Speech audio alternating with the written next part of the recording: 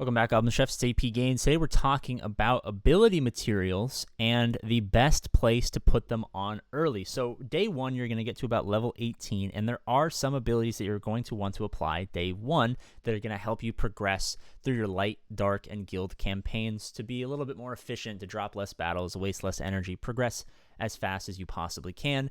And it's very important to know that there's two types of ability material upgrades that you can apply. Obviously, there's three different types of ability materials. There's the blue ones and the yellow ones and the purple ones, or whatever they're called. Yeah, there's the blue ones, the yellow ones. Apparently it won't let me click on it. And the purple ones, you know what I'm talking about. But there's two separate types of abilities that we have thus far. There's material changes, which are going to add something new, like a new ability or a new bane or a new boon or whatever. And then there's just pure damage changes. And both of them are very good, but we need to kind of consider our options depending on which one it is. So we're going to go over all the ones I've applied. These should be all of your day one ability upgrades to make sure that you have them day one to help you progress. Obviously, as you progress, you're going to apply some Ironhide ones once you get him in Guild Store after about a week or something like that. And this will change and progress as you go through the games. But these are the most important first ones that you should apply right now. For Strider, surprisingly, nothing. Day one, he's got some good abilities. It allows him to do more damage and bonuses if they have banes and boons and stuff like that, and extra flame duration. It's okay. He's going to be one of your better characters, but not something I'd worry about right now. Aothane has two that are fantastic that you should absolutely apply the second you can.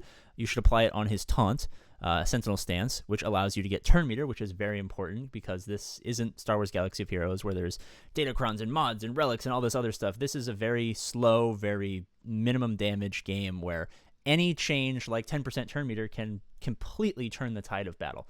Your opponent's about to take a turn in arena or in a light tide battle or a guild battle or whatever, but you get to get 10% turn meter and you get to go first, and you can wipe that character out, and they're a high damage dealer or they're a healer or whatever.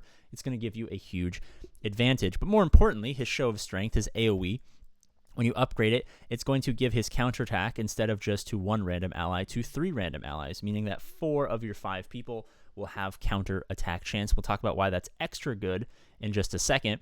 But, if they throw out an AoE, you're going to have 4 people counterattacking, basically eliminating a character for free if they ever dare to AoE you.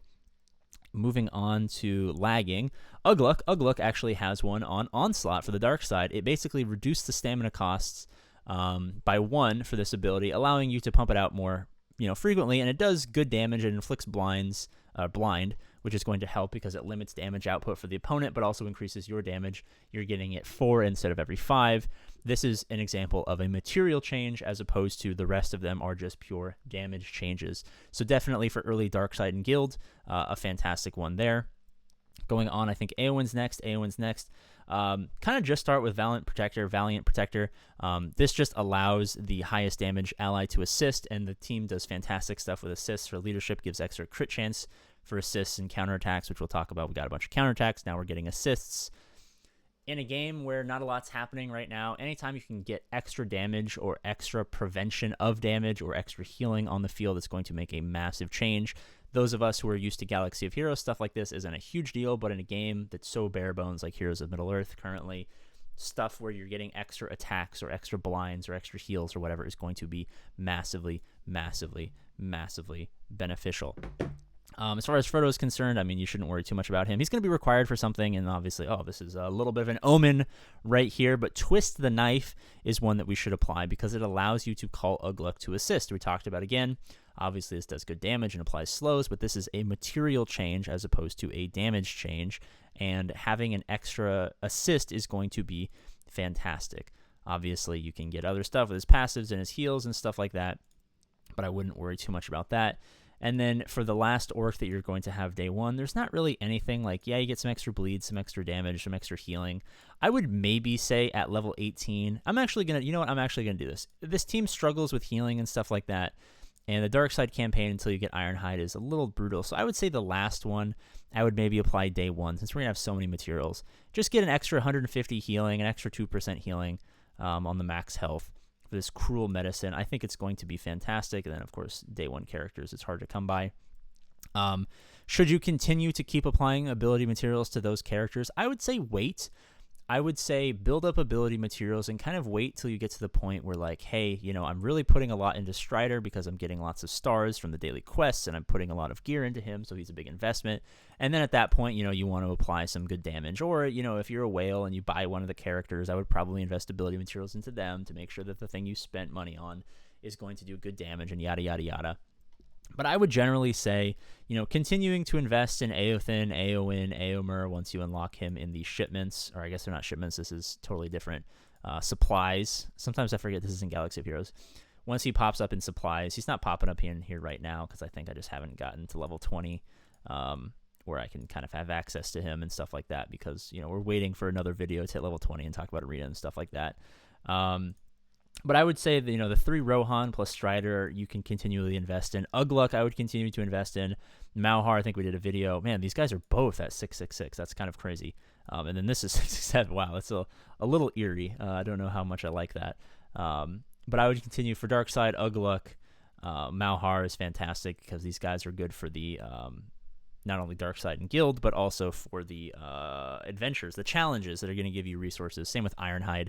He's going to be like your big damage dealer. I would invest into his abilities because, his damage is already so high. If you can get extra 15, 20% damage, extra 10% damage, an extra 20% damage, and, healing for enemies or allies that are low health. Those are going to be fantastic.